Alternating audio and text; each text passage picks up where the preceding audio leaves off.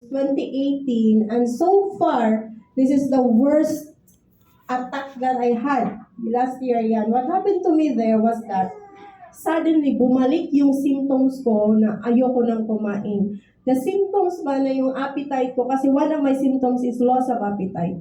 Nawawala yung appetite ko and then I cannot sleep. It went back on that year and then suddenly I found myself back to the emergency room. So, if you can see, I'm 26 kilos there.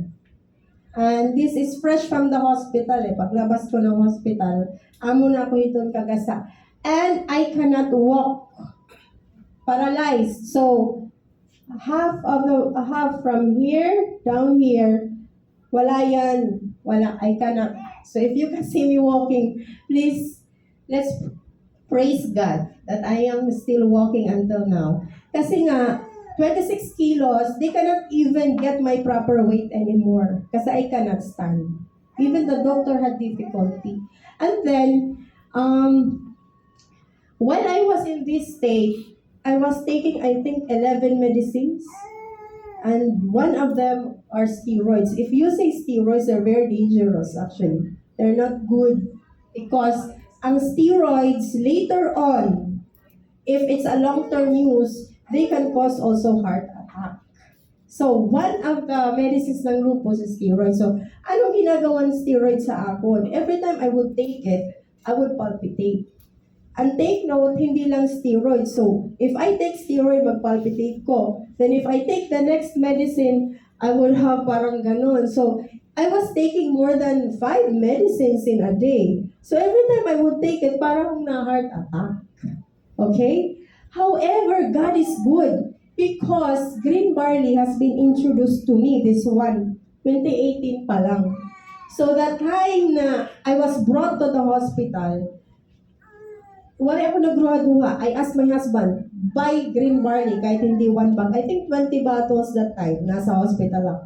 Tinago lang namin ng barley. Baka, because the hospital does not allow it, I think. Pero, tungga ako ng tungga. Tungga lang ako ng tungga. No doubt of the product ako. So, when I get out from the hospital, naka-wheelchair na po ako.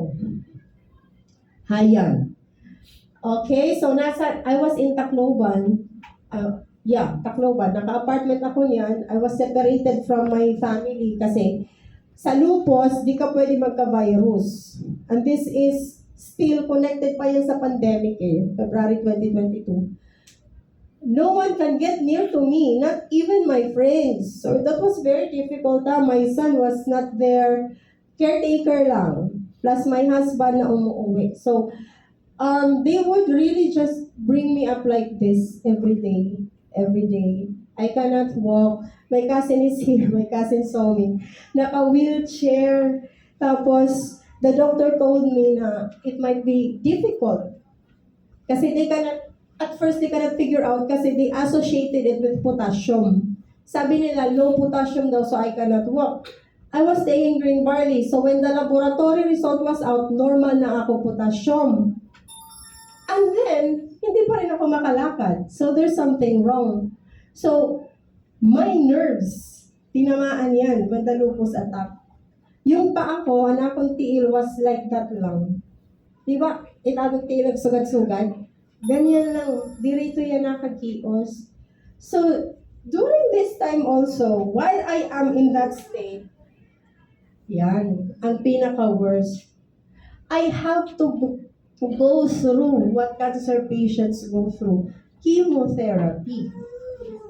Guys, kasi with lupus patients, pag di na kayang steroids, kaya anak kong steroids, hagtaas na, gagamitan ka ng chemo drug. Para imo immune system, kung nag-overactive, ang chemo drug ang mag-stop iya. So, while i-stop ang chemo drug liwat, may ginihimo halawas. Nga negative. Ang ito iya. So, I have to go through. This one is my second cycle. Second cycle ko siya. Bumalik ako in 1 bag of barley.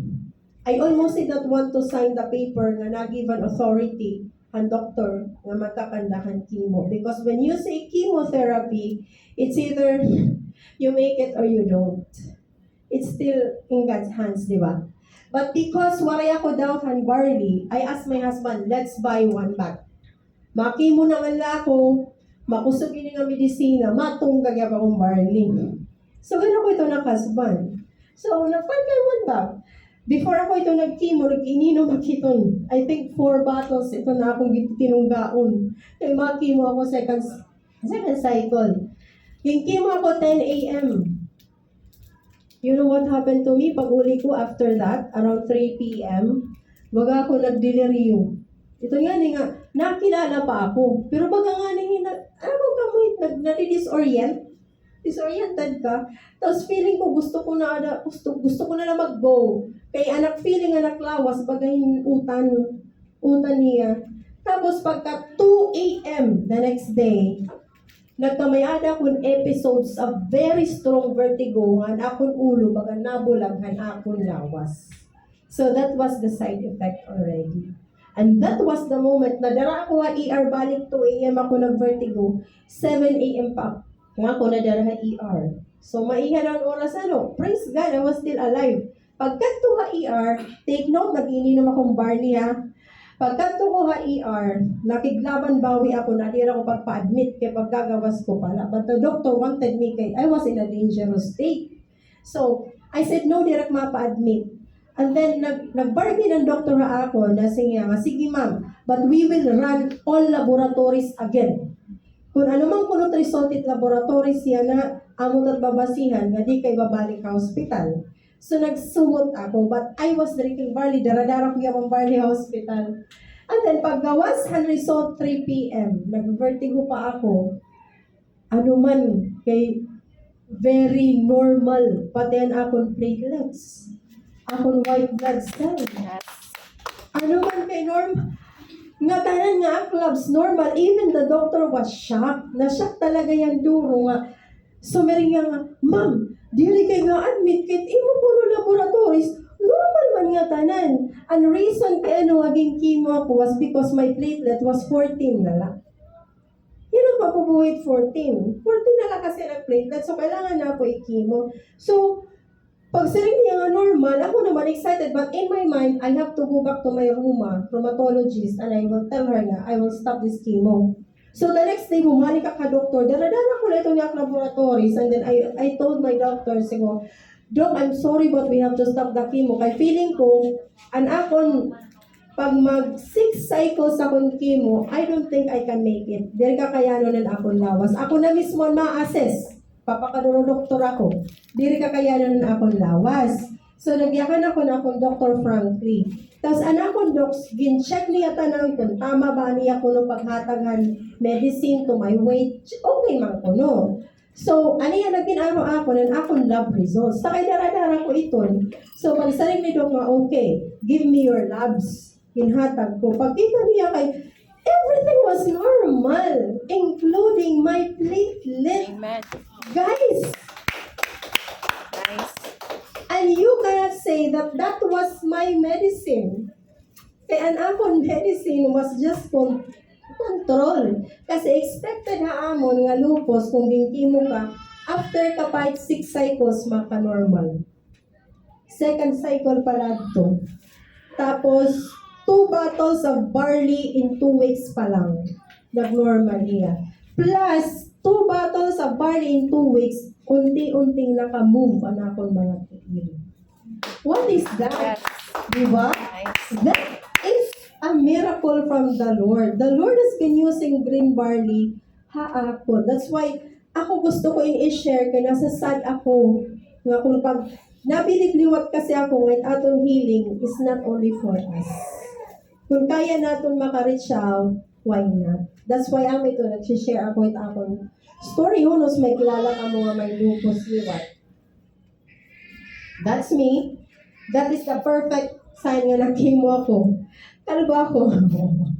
Pero ako sa ilagyan pa, di ba? Yes. Kalbo. Pero ito hindi na this is me, ha? Ay, yeah, me na ito. Nag-iingka-ingka na ako ito. Tapos, I refuse PT, kay mahal ang PT. Between PT and the green barley, gin-choose ko ang green barley. Kasi nasing ako na ako, Dok, I will not go for PT. Magpapanyapot-kapot na lang hawol para lang makalakad. choose ko ang green barley because ang green barley manggod, nutrition ni susunod na lawas. Kung piti la, hilot-hilot, diri ito kakayanon, kung gusto mo kung makalakat dayon, kailangan nutrition na ang lawas. So, that is already November 22, 9 months. May buhok na ako. Di ba? Amen. Di ba, guys? That is good. Very good for you. And that's me. So right now, I'm already an authorized distributor and we are, amoy nagkakanda kami sa Sugadini kasi gusto namon ma-share ang product na very competitive in the market and effective, proven, and tested ko din yung mga warning. Kaya bisan hinot yung patilawon, masaringgon nga, sige daw, may no makiton, kay kaya ini adlaw-adlawon, lalo nahan mga kailangan mag-adlaw-adlaw. This one, the tropical. So, mula to, so